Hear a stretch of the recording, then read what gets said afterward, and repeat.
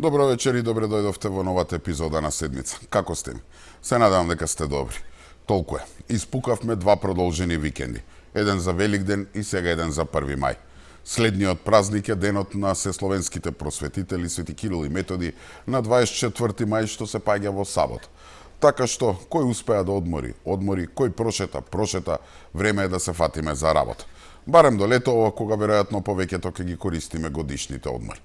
Реков минатата недела толку многу работи ни се случуваат да времето како да ни лета. Кога беше Великден, кога веќе помине и 1 мај. Па така изминатава недела. Толку работи ни се случија на брзина, што не знам од каде да почна.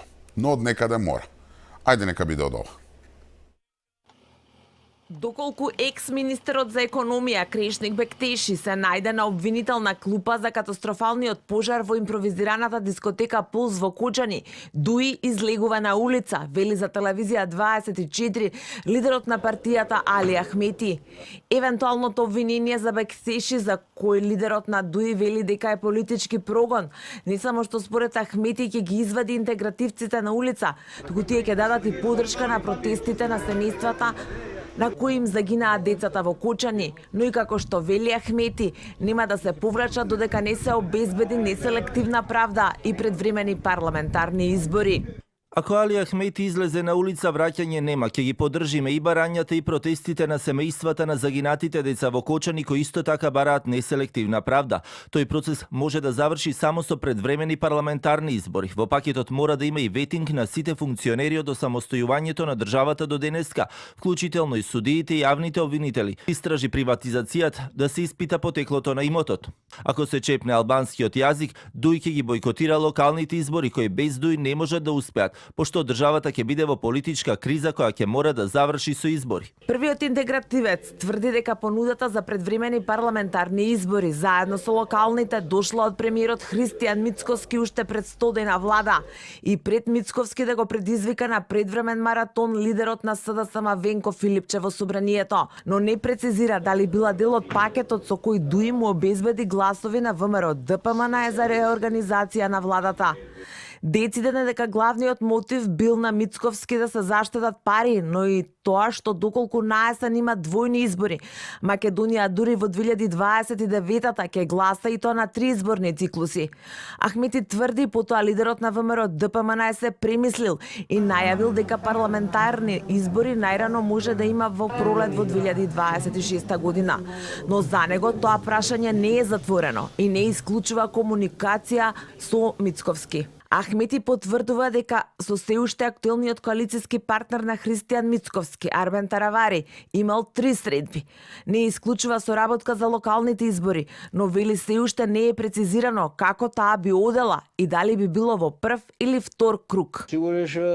Се уште нема конечни разговори, туј се уште ги нема свикано раководните тела на партијата. Мислам дека во рок од една недела ќе бидат свикани највисоките партиски органи, ќе се разгледуваат сите состојби. Не е конкретен колку во фокусот во одредени општини го гледа и СДСМ како потенцијален партнер за локалните избори, бидејќи тврди и соработката со Таравари и со СДСМ ќе зависи од тоа дали Македонија во октомври ќе трчи и на локални и на предвремени парламентарни избори, но и дали Дуи ќе ги бойкотира изборите. Ахмети се јави, повторно се јави. По кој знае кој пат баба, како што го викаат некои од неговите сопартици, не се заканува со улици, протести, радикализации и нормално војна. И по кој знае кој пат институциите молчат. Ја не знам што се чека. Дуи на вистина да направи некоја глупост во обид да се спаси од кривичен прогон и да се врати на власт. До кога ќе ги трпиме овие закани на Ахмети за неговата рѓава пушка и неговите чизми на таванот? И сега зошто? Затоа што повторно еден од неговите соработници, со кои беа на власт во изминативе 20 години, заврши зад решетки. И тоа ајде да беше за некој од оние милионски криминали како тие на Груби или останатите екс-функционери. Туку човекот заврши во шутка заради инволвираност во случајот Кочани, еден од најтрагичните настани во поновата македонска историја. И мислам дека нема човек во оваа држава, било кој, од било која националност, кој мисли дека Бектешиот за решетки затоа што е албанец. Не. Таму е затоа што е еден од многуте корумпирани функционери кои буквално ни ја исцицаа крвта во изминативе години.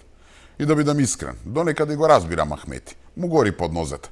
Половина партија веќе има резервирано влезници за во Идризово, така што не му останува ништо друго освен да се заканува. Само што оваа негова револуционерна во наводници патетика не пали веќе кај никого. Па дури ни кај самите членови на ДУИ, а не пак кај албанците во Македонија. И видете која му е заканата. Ке излегол на улица ако Бектеши се најде на списокот на обвинети. Значи не го брани со аргументи, не слушнавме докази дека е невин, ништо од тоа, туку едноставно. Ако го обвините, ке излеземе на улица и ке правиме бели. Па немојте ви се молам.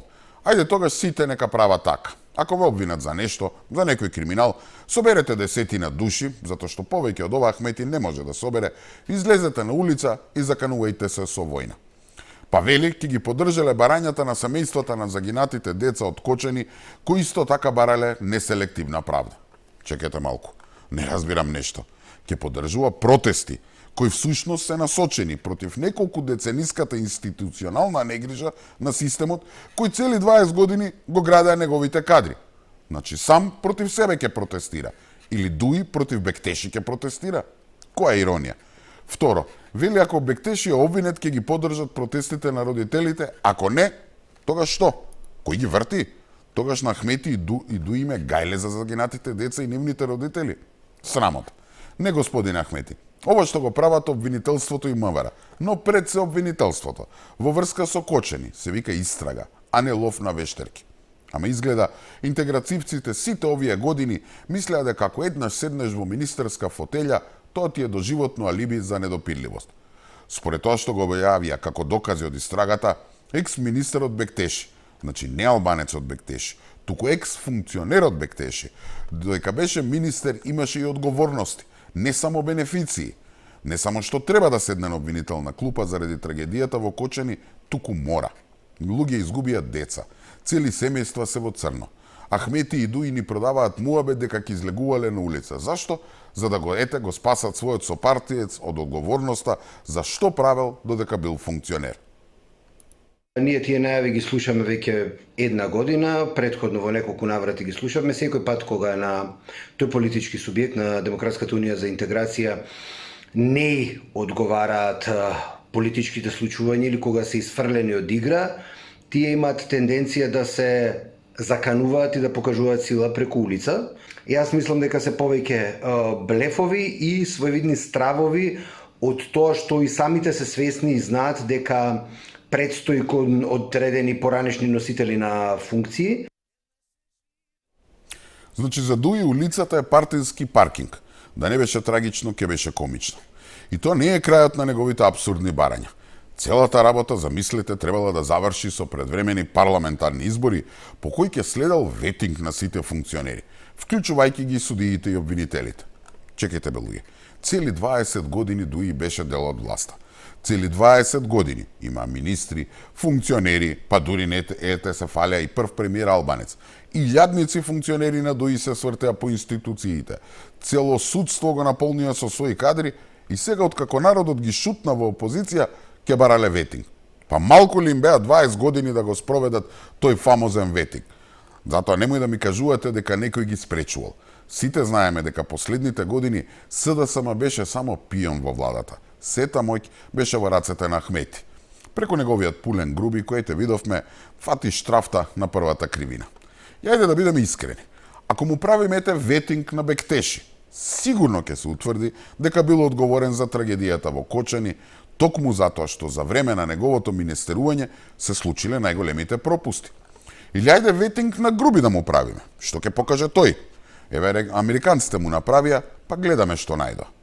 Но и тука не е крајот ете на барањата на Ахмети. Веројатно свесен дека не постои аргумент со кој може да го брани Бектеши во купчето со Кочани, избори, ветензи, го става и Уставниот суд и секако иницијативата за разгледување на законот за двојазичност. Вели ако некој го чепнел албанскиот јазик, ете тие ќе ги бойкотирале локалните избори. Прашањето е, дали ДУИ навистина верува дека некој ќе им дае отстапки за балансер, бадентер или за закон за јазици, или пак само се исправи изговор за да го избегне изборниот тест, односно да избегне изборен пораз. Имено ДУИ како партија гледаме дека е во згаснување, слично како и СДСМ. Пред се поради сите скандали и бегствата на функционерите како груби, кои сериозно им ја разнишаа довербата кај албанците. Така што бојкотот на локалните избори само дополнително може да им ја ослабе партијата, оставајќи ја без представници во локалните совети. Второ, ако не учествува на избори, тоа ќе значи дека они сами решиле да не учествуваат во политичкиот свет, деки другите политички партии одма ќе го заземат нивниот простор. Прва на список е Алијанса на албанците на Зијадин Села, па и таа на Таравари, кои веднаш би прифатиле да излезат на избори и да го заземат просторот на Дуи. Во досегашната пракса во Македонија, сите партии кои некогаш бојкотирале, ја доведувале нивната моќ на минимум и подоцна им било многу тешко да се вратат на правиот пат. А за оние закани на Ахмети дека ќе спречи избори со тоа што немало да дозвола да се поставуваат гласачки кутии, ја мислам дека се само празни зборови. Прво, бидејќи нема толкова сила. Второ, тоа е директно кршење на законот и уставот. И трето, и најважно за нив, е што мислам дека Ахмети и половина од Дуи по итна постапка ќе се најдат на одредени црни листи на меѓународната заедница. Така што ајде, нека бојкотираат. Како албанците во Македонија да не можат да преживеат без нивните кандидати. А ако се суди по рейтингот, гласачкото тело гледаме дека се сведе само на запишаните партиски членови, кои се плашат да не ги фатат за криминалите, а не се сведува на убедени граѓани албанци од Македонија. Времето дека без Дуи нема избори одамна помина. Ке има и тоа најнормални. Само што без Дуи веројатно може да бидат и поевтини и можеби конечно подемократски. Пред се за албанците во Македонија. И мислам дека Ахмети е свесен за сето ова, па затоа не му останува ништо друго, освен да игра на картата на национализмот и заканите за бојкот. Сега, Уставниот суд, сваќајќи оваа игра, им приреди студен туш. Имено председателот на судот објави дека подготвителната седница за законот за јазиците закажана за 19 јуни, а конечната одлука ќе биде дури после изборите. Таа е стигнала порано, некаде во јуни, но поради трагедијата во Кочани, таа подготвителна седница нели беше одложена. Па сега откако ќе се одржи, на судиите ќе им требаат месец и пол, можеби два, за да се подготви нов реферат, да се сублимираат мислењата на учесниците и слично. На 19 јуни Уставниот суд ќе одржи подготвителна седница за законот за јазиците, а конечната одлука судот ќе ја донесе по изборите. Председателот на Уставниот суд во интервју за Трилинг вели дека ниту едно право на граѓаните нема да им биде скратено. Предупреди дека одредени политички структури се обидуваат да прикажат меѓуетнички проблем за да ги истуркаат своите политички агенди. Етничките односи се многу важни за општество какво што е македонското. Но моја длабоко уверување е дека ние во овој стадиум на развој на нашето општество немаме проблем во меѓуетничките односи. Имаме друг тип на проблем. Злоупотреба на меѓуетничките односи за политички цели. Ете тоа го сведочевме целиот изминат период и по постапувањето за балансерот и по законот за јазиците. Ние имаме една понасушна потреба. Јас се согласувам дека меѓуетничките односи се еден од столбовите за стабилноста на нашата држава. Но во овој момент, моје лично убедување дека има еден уште поважен темел за стабилноста на нашата држава. Тоа е владењето на правото. Јавните изјави на председателот на овој суд кои ги минимизираат меѓуетничките проблеми и ги прикажуваат како алатка за политички цели не се само неодговорни, туку и длабоко опасни, реагираше утро во Дуи во писмено соопштение. Најавата дека одлуката за законот за употреба на јазиците ќе биде донесена по изборите не е случајна, туку дел од добро осмислен план за привремено одржување на нивниот политички проект кај албанците преку квази представници без легитимитет за потоа да се нападнат сите постигнувања стекнати преку Охридскиот договор, се вели во соопштението кое Дуи го објави утрово. Значи, тоа што беше важно е што судијата оценува дека во државата нема проблем со меѓуетничките односи, туку со нивната злоупотреба. Нешто со што потполно се согласувам. Значи, Уставниот суд им го изби од рака главното оружје со кое Дуи планираше да настапи на изборите, односно им го изби аргументот за бојкот. Тие веројатно сметаа дека одлуката ќе биде пред избори, а самите знаат дека законот е фаличен и неуставен, нели сами си го пишуваа, дека ќе падне на Уставен суд, па идејата им беше да ги бойкотираат изборите со теза дека ете овие од Влен не се грижат за албанците, дека само Ахмети и Дуи се нивни заштитници. Свесни се дека ќе доживеат фијаско на изборите, па бојкотот ќе им служеше како уште една причина ете да предизвикуваат политичка криза, нестабилност и со нови закани да излезат на улица или да ни се закануваат со разноразни војни. Доказ ова е и реакцијата на Османи кој откако виде дека нема да има одлука за јазикот пред изборите, го изјави ова. Изјавата на председателот на Уставниот суд дека одлуката ќе биде донесена по изборите само го потврдува. Оваа одлука ги претвара следните избори во референдум за албанскиот јазик и за еднаквост во државата, напише Османи на Фејсбук. Мора да им признаете дека се навистина снаодливи. Прво се закануваа со бојкот, па сега откако им пропадна планот, изборите на кои албанците од Тетово, Гостивар, Кумановско и други општини треба да гласаат за тоа кој ќе асфалтира улици, поправа водоводи, собира ѓубре од улици и слично, ќе било всушност референдум за албанскиот јазик. Навистина, нема крај на абсурдите кои можат да излезат од главите на Ахмети и Османи. Арнама народот веќе не им се плаши, пред се албанците. Па така Македонија веќе не им е плен за партиски уцени. А Дуи не е последната брана пред хаосот. Вие сте само една тажна приказна. А кога сме кај тажните приказни? Madam Commissioner, EU enlargement has probably never been as geopolitical as it is now. It used to be a process, but now there's geopolitics involved on the highest stage. What is your vision for EU enlargement, for your mandate stretching to 2029? I agree with you completely. You know, when I was still a candidate for the commissioner in November or in October, I was telling that enlargement today is different than it was 5 years back. But today, I'm saying that enlargement today is different than it was in January, because so much has changed, including with the new US government. So the geopolitics has changed in the sense of it has been priority before the enlargement, but it was not that much connected to the security and peace part.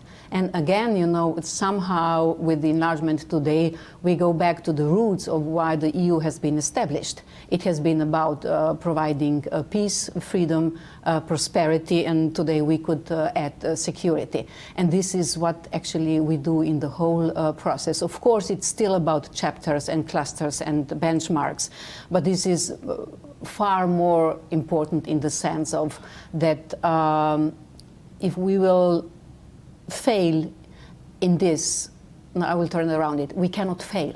So it is so much important today that we cannot fail in the enlargement process, which is the most successful foreign policy of the EU. What is failure? The failure would be if we will not get any newcomers into the EU in the times of the present Commission, and I'm sure that we can do this. We could do this with Montenegro.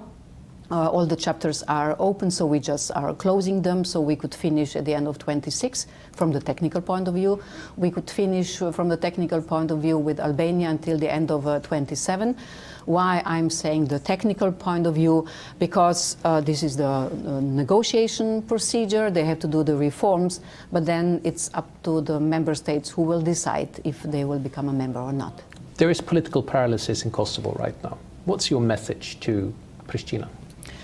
We are waiting for the new government. I am in contact with the politicians there, and they claim that they are very much in favor of normalization, the relation with Serbia, which are actually the precondition that we could then start negotiating process or giving candidate status. So there are some preconditions they have to fulfill, and we hope that the new government will do this. This will be very, very important. You know, you have mentioned Western Balkans. I'm coming from Slovenia, which was a part of this territory in the broader sense before.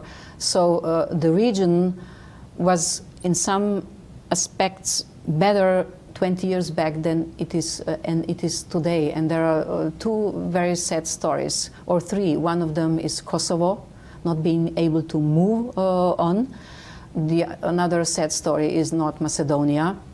If we would wait with Ukraine for as long as North Macedonia as to wait to start the negotiations. Ukraine would start negotiations in 2045. And then, of course, it is Bosnia.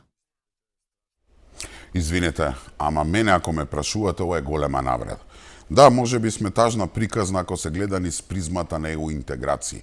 Ако се гледа на тоа како обстануваме и покрај огромниот наплив на големо грчката и големо бугарската фашистичка политика поддржана од оние предавнички сили кои беа на власт во Македонија до минатата година, а поддржани токму од Брисел и други центри, тогаш можеби Македонија не е за жалење. Напротив, се покажавме како ретко жилава држава и ретко силен народ, кои покрај сите удари од надвор и од внатре, се уште водиме битка и не се дават. Замислете, па уште прави паралела со Украина, дека ако Украина требала да чека колку и Македонија, тогаш тие преговорите ќе ги почнеле дури во 2045 година. Па побогу, што зборуваме ние тука веќе неколку години? Дека токму тоа што и го прави Русија на Украина, нормално без војната и жртвите, Бугарија не го прави нас. Ни го негира идентитетот, јазикот, историјата, ни го негира постоењето.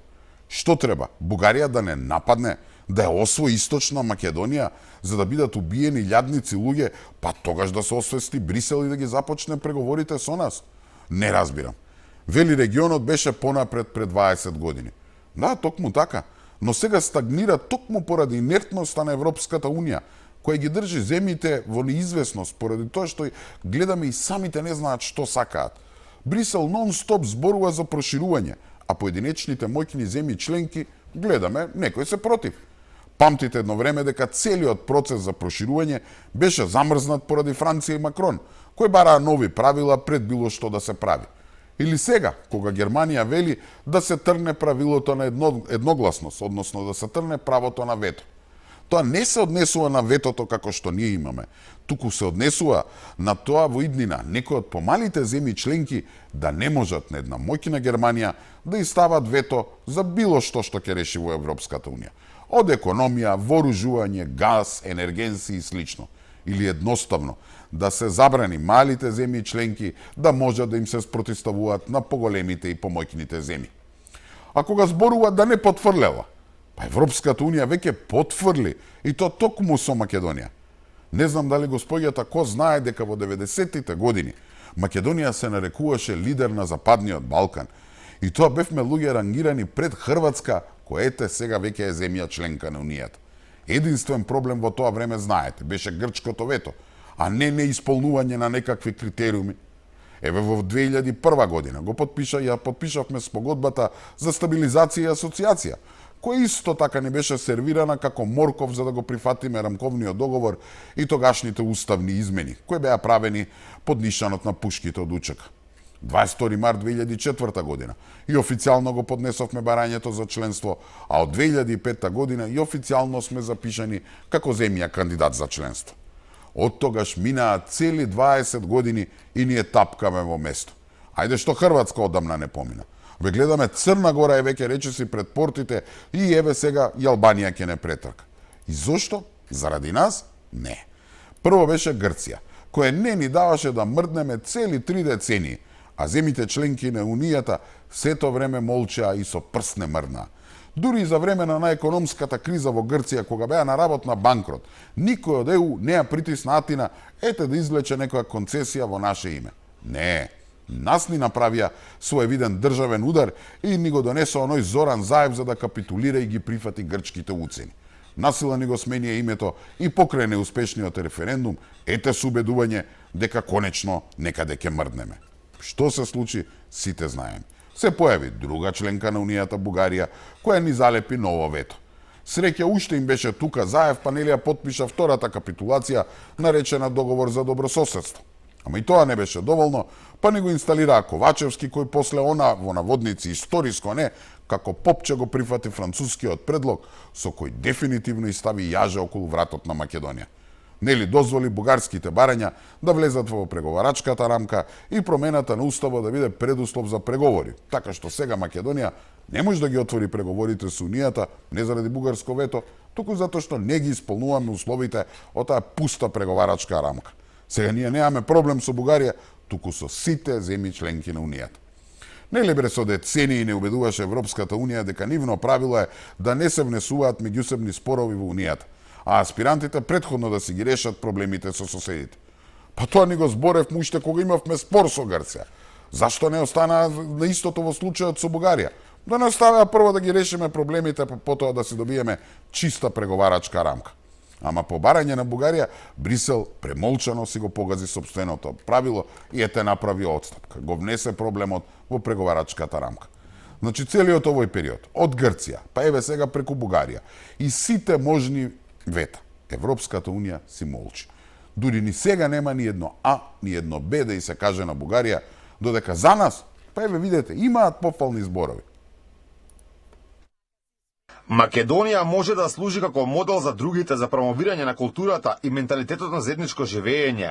Демократска држава каде што генерално се почитуваат политичките слободи, вклучувајќи и правата на слобода на здружување, собирање и изразување, како и медиумскиот плурализам. Ова стои во оценките на кои известувачите на парламентарното собрание на Советот на Европа, Сибел Арслан и Джозеф Орайли. Македонија е мултиетничка, мултикултурна и мултиконфесионална земја и може да послужи како модел за другите земји во промовирањето на културата и менталитетот на заедничко живење. Ги повикуваме властите да продолжат на овој пат и да преземат понатамошни мерки за почитување на идентитетот, правата и потребите на сите етнички групи. Арслан и Орайли упатуваат позитивни пораки и за посветеноста за реформи во правосудството, борбата со корупцијата, слободата на медиумите и правата на малцинствата, го поддржуваат и евроинтегративниот пат на Македонија. Сепак тие оценуваат дека постои загриженост поради бројните обвинувања за политизација на судството и широко распространетата корупција низ целиот јавен сектор, како и поради недостигнати ефикасни мерки за борба против овие феномени. Во меѓувреме, целосно ја поддржуваме кандидатурата на земјата за членство во ЕУ и ги повикуваме сите политички партии да најдат компромис за спроведување на францускиот предлог со вклучување на бугарско етничко малцинство во уставот. Арслан и Орайли минатава недела беа во Македонија, остварија средби со собранискиот спикер Африм Гаши, представниците на сите партијански групи, министерот за внатрешни работи Панче Тошковски, првиот дипломат Тимчо Муцунски и со низа други представници од правосудниот сектор. И ние сме тажната приказна, навистина навредливо. Може би, како што реков, може би ни става призма Европската Унија е таа која е за жалење, затоа што се уште има земји членки како Грција и Бугарија коите не признаваат човекови права, што уште не се мрднати од најтемните денови на 40-тите години на минатиот век. Реков минатата недела, ако е вака како што вели Кос, нели Плуси пред некоја недела ни кажа и дека да ги прифатиме уставните измени, нема гаранции дека нема да следи ново вето, тогаш може би е најдобро да кажеме стоп, доста е. Ако Брисел остане упорен дека не може да ја смени рамката со тоа што уставните измени би важеле при приемот во ЕУ, иако знаеме дека промени можни се како во Србија, но и други земји членки, но ете ако остане на тоа дека нема промена, може би е најдобро Македонија да се излезе од оваа преговарачка рамка, додека не си го решиме спорот, па потоа да си добиеме чисти преговори. Луѓе, Македонија си е суверена држава и самостојно треба да носи одлуки, согласно своите национални интереси.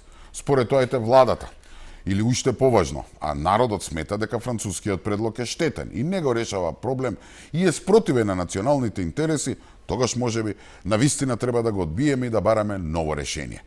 Ова е за прв пат, кажав, во поновата македонска историја да има големо совпаѓање меѓу надворешната политика на една влада и волјата на народот. Така што владата слободно може да повлече еден ваков порадикален потек, како што е напуштање на преговарачката рамка, затоа што тоа би си го направила со целосна поддршка од народот. И тоа не само поддршка, туку и обврска, зашто со таков мандат дојде на власт, за разлика нели од претходната, која ги прифаќаше грчките, бугарските уцени, без да не праша, без грам поддршка, па дури ни народот не го прашуваше. Да, краткорочно би можело да си ги заладиме малце односите со Брисел, но тоа време може да го искористиме да ги завршиме сите оние обврски што ни стојат на врат, а кои се клучни за влез во Европската Унија. Да видам дали тогаш ќе не жалат.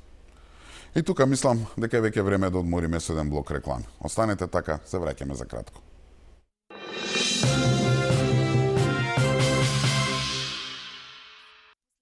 Добре дојдовте назад. Еве сме при крајот и на оваа епизода на седмица и тука нели ни останува уште некоја минута да прокоментираме некоја тема која ете не стигнавме да ја коментираме во првиот дел. За што станува збор? Осомничената прва антикорупционерка не се поднесува оставка од функцијата. Екс-директорот на ТЕЦ Неготино Небоша Стојановиќ бил семеен пријател, а содржината која му споделувала претседателката на антикорупцијската комисија немала допирна точка со случајот Адитив, тврди Татјана Димитровска, која од четвртокот се сомниче за оддавање службена тајна. Во писмо до јавноста пишува дека кредибилитетот и интегритетот на комисијата во никој случај не смеа да бидат оспорени, а бара да се почитува презумпција на невиност. Останатите 6 члена на институцијата која ја представувам немаат никаква поврзаност со делото за кое сум осумничена. Сакам да информирам јавноста дека мојата комуникација со семеен пријател, кој подоцна стана обвинет во случајот Адитив, се одвивала во период пред да започне постапка за него пред надлежното обвинителство. Дел од споделените информации се однесуваат на јавни документи, чија содржина пред нашата комуникација е објавена во јавност, а останатиот дел е вообичаена пријателска комуникација. Жали за комуникацијата со Стојановиќ, со која вели немала намера да влијае на постапката или истрагата. Во Државната комисија за спречување на корупцијата во тек е постапка за проверка на имотната состојба на наведено лице.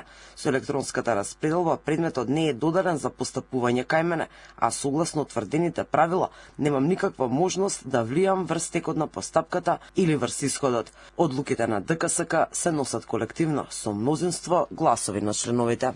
И останатите колеги на Димитровска од актуелниот состав на комисијата не размислуваат за оставки. Тоа во интервју го потврди заменик претседателката Билјана Кашарова Шулев, но таа признава дека ситуацијата во антикорупцијска е сериозна и загрижувачка. Поранешни антикорупционери и правници бараат оставка од Димитровска и собранието го чека епилогот од постапката која се води против претседателката на антикорупцијска за да започне процедура за разрешување. Димитровска осомничена за оддавање на службена тајна и е под мерки од судот односно одземени е пасошот и има забрана за активности поврзани со кривичното дело.